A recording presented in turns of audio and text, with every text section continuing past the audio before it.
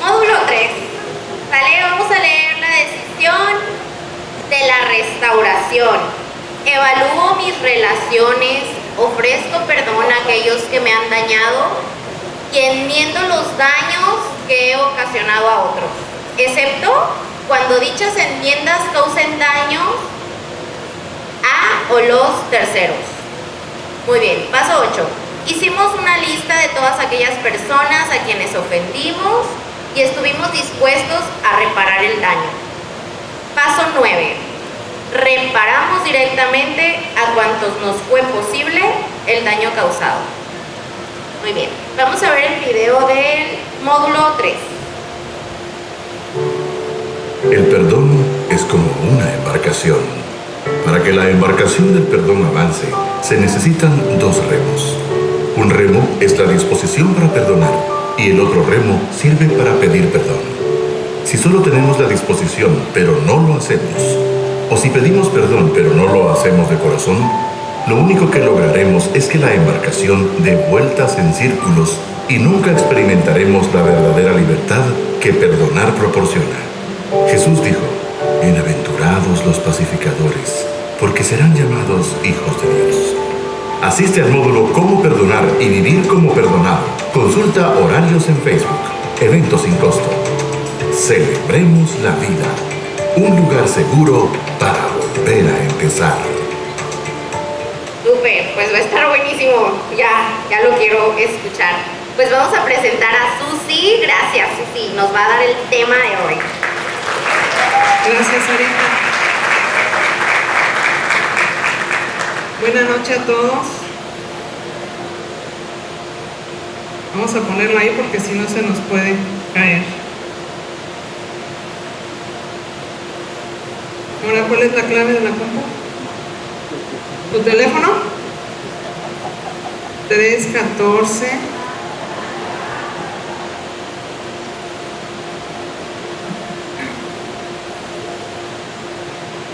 Pues sean todos bienvenidos. Me da gusto verlos. Me da mucho gusto que estén llegando cada vez más personas. Cada vez pedimos más sillas. ¿Puedes ayudarme, por favorcito?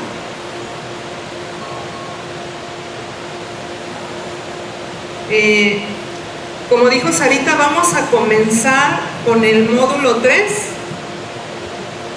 que trata de perdonar, pedir perdón y perdonarme a mí mismo. Entonces vamos a esperar a que se abra el tema.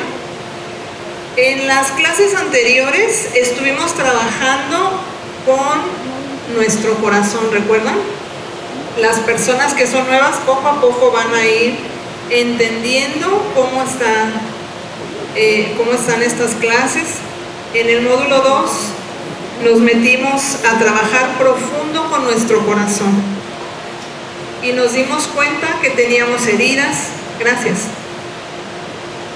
Nos dimos cuenta que teníamos que aceptar la realidad.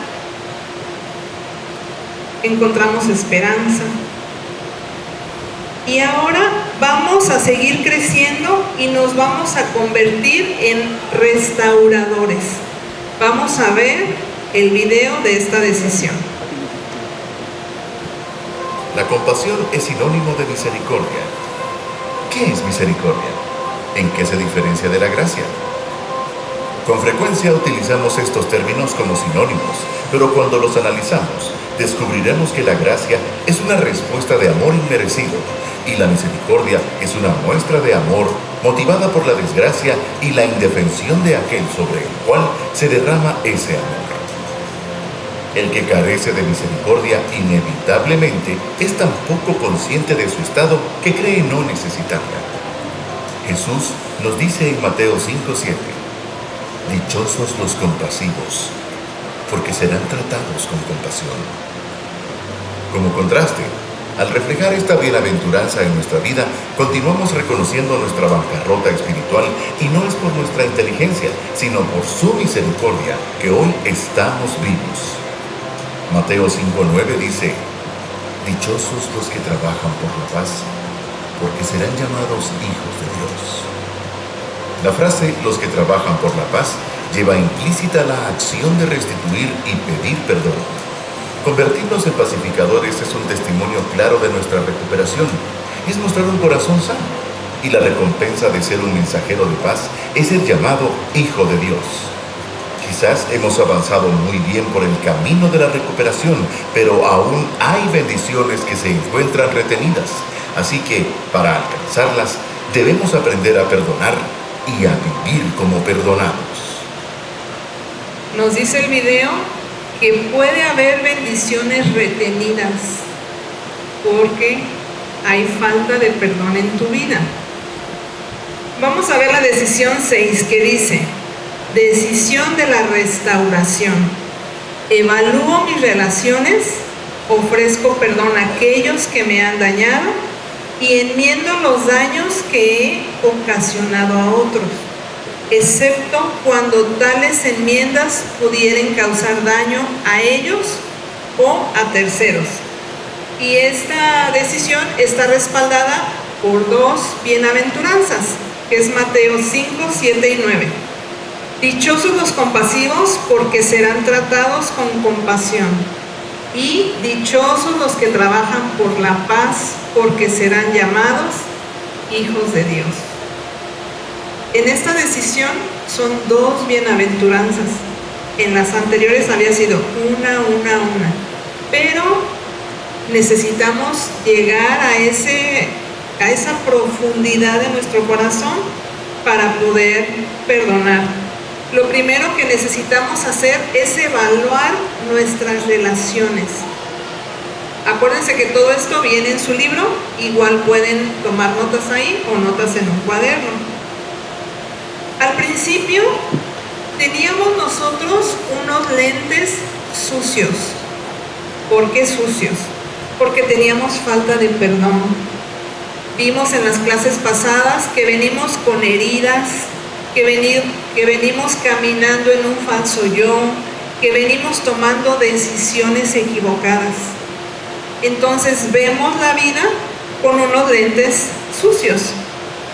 Conforme pasa el tiempo, comenzamos a hacernos conscientes de lo que nos pasa. Cuando nos enojamos empezamos a decir: ay, creo que, ¿por qué estoy enojándome? Empiezas a echar un clavado en ti para analizar por qué actúas de cierta forma. Empieza a haber más conciencia y entonces esos lentes es como si agarráramos el trapito y los empezamos a limpiar. Vamos a ver con unos nuevos lentes. Y para eso necesitamos accionar.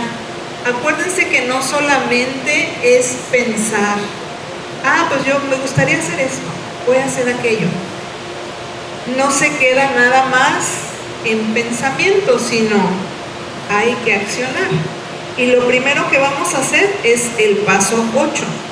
Dice: hicimos una lista de todas aquellas personas a quienes habíamos ofendido y estuvimos dispuestos a reparar el daño que les causamos.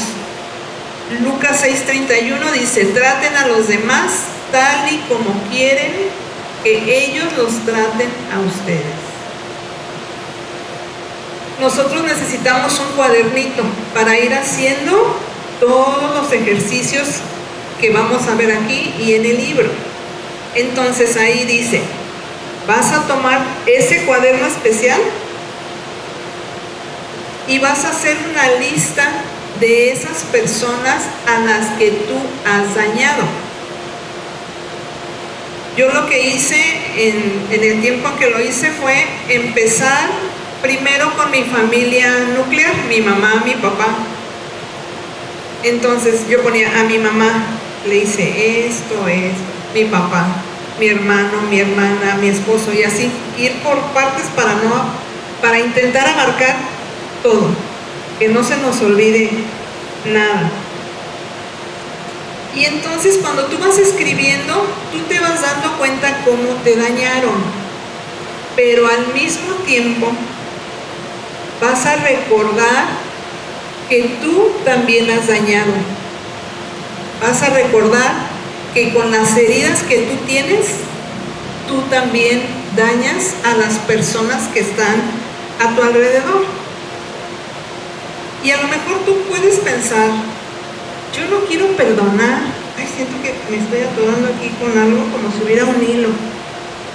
Hay ocasiones en que tú puedes pensar, yo no quiero perdonar.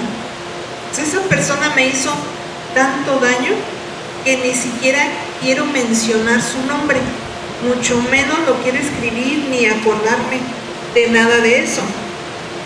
Pero cuando tú empiezas a hacer esa lista, desde ahí comienza tu disposición para ser mejor, para sanar. Y entonces, desde que tú empiezas a escribir, comienza esa sanidad, porque tú estás dispuesto. Y no es decir, voy a escribir y ya mañana tengo que ir a pedir perdón. No lo hagan, por favor. Vamos a ir viendo primero todo este módulo del perdón. Van a salir cosas con las cuales uno quiere ir a pedir perdón, porque daña. Pero podemos hacerlo equivocadamente. Cuando yo iba en este paso, yo quería irle a pedir perdón a mi papá, pero reclamando. Yo quería decirle, yo estoy enojada contigo y te quiero pedir perdón, pero tú me hiciste esto y esto y esto y esto. Y eso no sirve, porque ahí está hablando mi orgullo. Y entonces cuando uno va con el orgullo por delante, se topa con el orgullo de la otra persona y hay caos. Entonces por eso yo necesito que ustedes esperen a que terminemos el módulo del perdón, a que platiquen con su mentor para ver si es tiempo ya de hacer esas enmiendas, esas restituciones. El perdón es un paso entre Dios y tu mentor, pudiera ser. Pero lo más importante es Dios y tú. Cuando tú vas a perdonar, a veces ni siquiera necesitas hablar con la persona y no necesitas que la persona venga a pedirte perdón. Tú lo platicas con Dios y le explicas cómo te estás sintiendo. Y si tú decides, Él te ayuda a perdonar. Y hay ocasiones que cuando tú tomas esa decisión, a veces ni siquiera necesitas ir con la persona. Todos quisiéramos que esa persona que sentimos que nos dañó viniera. Eso es lo que anhelamos, ¿no? Que nos trajera rosas o no sé, de alguna manera que hiciera alguna enmienda. Pero las cosas no son así. Pero si tú en tu corazón, con la ayuda de Dios, perdonas, eso no es necesario. Entonces, empezando a escribir, comienza esa sanidad. Isaías 61:1 dice: el Espíritu de Jehová el Señor está sobre mí, porque me ungió Jehová. Me ha enviado a predicar buenas nuevas a los abatidos, a vendar a los quebrantados de corazón, a publicar libertad a los cautivos y a los presos, apertura de la cárcel. Jesús hizo una diferencia entre cautivo y preso. La cautividad, les voy a leer qué significa: privación de la libertad en manos de un enemigo. Para este contexto de lo que estamos hablando, son personas que pueden ser libres con una oración. Pero si tú estás preso, eso significa que vas a cumplir un tiempo, una penitencia. Vas a estar privado de tu libertad para pagar una condena. Y cuando Jesús se refiere a los presos, se refiere a las personas que tienen falta de perdón. Analiza si hay una falta de perdón en tu corazón. Eso te mantiene encarcelado y no te permite ser libre. En la parábola del deudor en la Biblia nos habla de un rey que tenía un siervo. Y ese siervo le debía mucho dinero a ese rey. Finalmente le dice, por favor, perdóname la deuda. Y el rey tiene compasión de él y le perdona la deuda. Y le dice, está bien, vete a tu casa. Y cuando él se va a su casa, llega alguien que le debía a ese señor. Y le dice, por favor, perdóname la deuda. Y le debía mucho menos de lo que él le debía al rey. Y ese señor le dijo, yo no te voy a perdonar. Y lo que hizo fue enviarlo a la cárcel. Entonces, vamos a ver qué dice Mateo 18. Entonces el rey llamó al hombre al que había perdonado y le dijo, siervo malvado, te perdoné esa tremenda deuda porque me lo rogaste. ¿No deberías haber tenido compasión de tu compañero así como yo tuve compasión de ti? Entonces el rey enojado envió al hombre a la prisión para que lo torturaran hasta que pagara toda la deuda. Lo mandó a prisión hasta que pagara la deuda. Y eso es lo que hará mi Padre Celestial a ustedes si se niegan a perdonar de corazón a sus hermanos. Esto está bien fuerte. Si tú te niegas a perdonar de corazón. ¿Y qué quiere decir perdonar de corazón? No es decir, ay, sí, lo perdono y ya. Pero dentro de nosotros no hay ese perdón, porque seguimos enojados, seguimos con amargura. El perdón de corazón es cuando lo sueltas y te sales de esa cárcel donde tú mismo te pones. ¿No deberías haber tenido compasión de tu compañero? Y entonces lo manda a la cárcel. Y el día de hoy vamos a ver el tema que se llama borrón y cuenta nueva. Y vamos a ver en esta pizarra que nosotros tuvimos un pasado,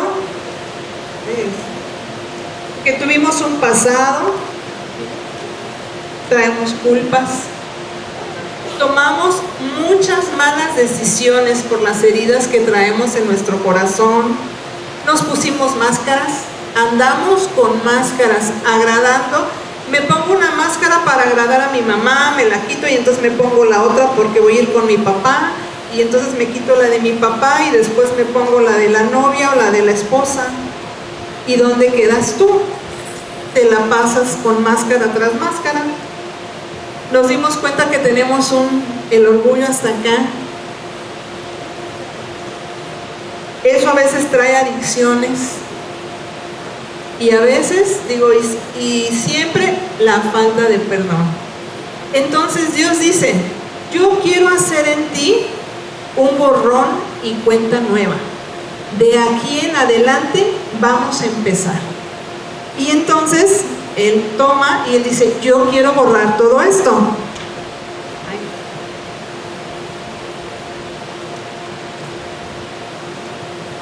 ¿Y qué pasa? No se borra. ¿Por qué creen que no se borra?